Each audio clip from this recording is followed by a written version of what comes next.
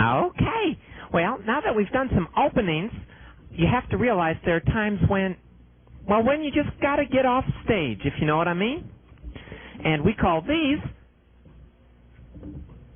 escapes. Yeah, okay.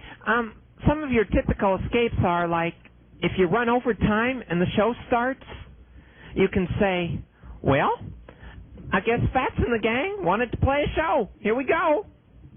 Or, if it's a song that I sing, well, if you catch it before I start, you can say, well, we're having such a good time, I think I'll sing a song. Yeah, that's usually really effective. And, well, if you're talking along there and there's a birthday show, well, you can just do that right from your booth. You can run your own birthday show. And that always helps you if you're running out of things to say. Or, like, if you know your time's almost up, but there'd be an embarrassing gap between when you stopped and when the next show started, since, well, if you know what the show is, you could do a little promo almost, like an introduction. You can say, gosh, I'd sure like to hear the 12 Days of Christmas, or something like that. But there's another kind of escape that's really important that I need to talk to you about. Sometimes you're going to have some teenagers that think it's really funny to talk dirty and rude at you. Well, right now I got to stress that you will not get angry. I do not get angry. And, well, I don't argue with them either, because there's no point in arguing with a rude person. You just got to remain, well, I'm just my sweet old lovable self. And I can say, well, gosh, it was real nice talking to you. I'll see you later. And close the curtain. Or, if you're on good terms with the guys in the kitchen or in the dining room, you can say, excuse me, can one of you guys come help these young gentlemen, or ladies as the case may be, they're looking for the video games, and have them escorted out quietly. Well, there's just lots of things you can do depending on the situation. You can always ask the manager to help out. Yeah, they're also fully qualified and trained operators, so they know the kind of difficulties you could get into. So, well, what you got to do to escape is know the show, know your time limits, always be friendly and helpful, and, well, just think on your feet. That's about it. And good luck to you.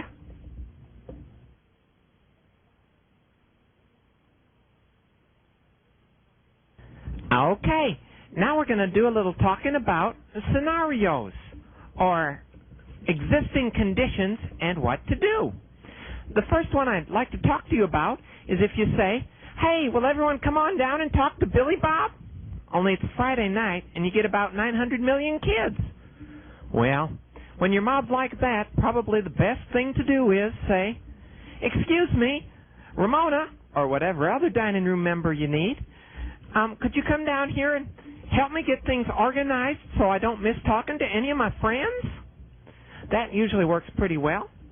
Or, well, another thing that can happen to you is you'll be up there talking away and nobody will be listening.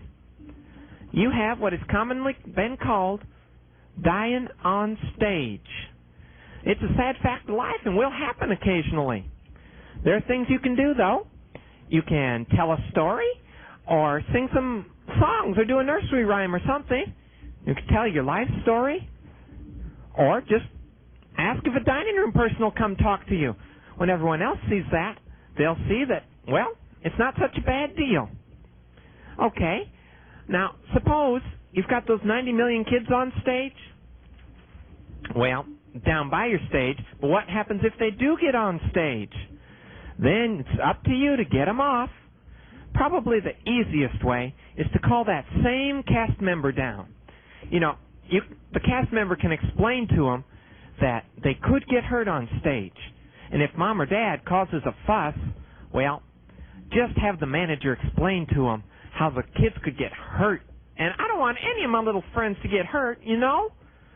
Or we could play Find the Employee. Yeah, give an employee a couple tokens and tell the kids to go find them. And the first 5 to find them and tell them the secret password, like Billy Bob sent me will get a free token, the first 5, or something like that. But there's a lot of other things you can do. You can set people up like birthday gifts for tongue twisters. Yeah. You can call them down front and say, "Hi there, what's your name?" "Hey, you said that pretty well. Do you know what a tongue twister is?" And, well, you can get them to try one for everybody, like rubber baby buggy bumpers. Yeah, that's one of my favorites. And, you can lead them in a round of applause after they try, and everyone's getting involved and excited, and you can go like, "Well, who's next?" And that'll just get people coming down there, even a few moms and dads. And we can play Billy Bob Says. That's one of my favorites. It's like Simon Says, only I get to say Billy Bob. Yeah, it's like Billy Bob says, "Put one hand in the air." Billy Bob says, "Put 2 hands in the air and wiggle all your fingers." And you can say, "Gosh, that looks like spaghetti." And there's so many games you can play. You got to talk to the balconies too. See, you got to get those balconies involved. They're farthest away, and well, you just got to get their attention too. Call out someone specific. One more thing you can do is you can start with one table, and this is a great effect. You talk to one table, and, well, then you go on, and you can just watch the effect ripple across the room. Other people they see you talking to these certain people, and then they start to talk to you too, but the next table. And you just move on, and you have the whole room chanting, "We want Billy Bob," or something. Well, those are just a few ideas.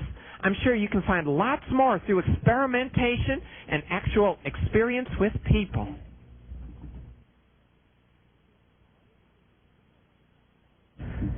Okay, now I want to talk about crowd versus one-on-one interaction. On busier nights, use group activities in place of a lot of personal questions.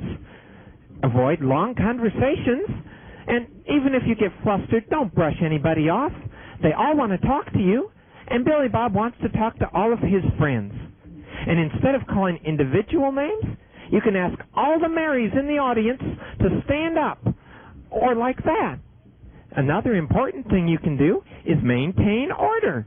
Yeah, you can ask people to stop running and just do all kinds of neat stuff to help out. But on less busy nights, you can use a child's whole name. Use it whenever you can.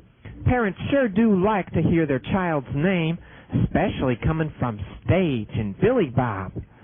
You can ask them personal questions like, "What school do you go to? What's your favorite kind of pizza? What's your best game? And what's your best score?" Well, you can just get down and have a really good conversation.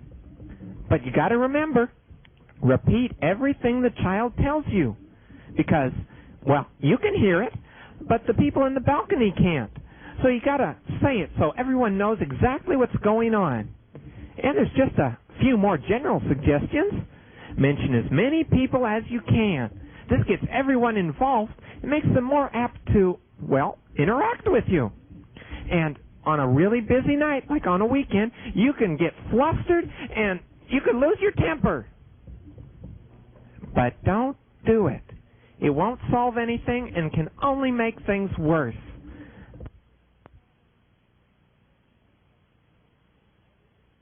Now remember, along with everything else, you are responsible for my character. During interaction, I am completely at your mercy. I am your instrument, and it is important that you do not let me or my audience down. As the spokesman for Showbiz Pizza Place, it's important that you think positively and always be friendly.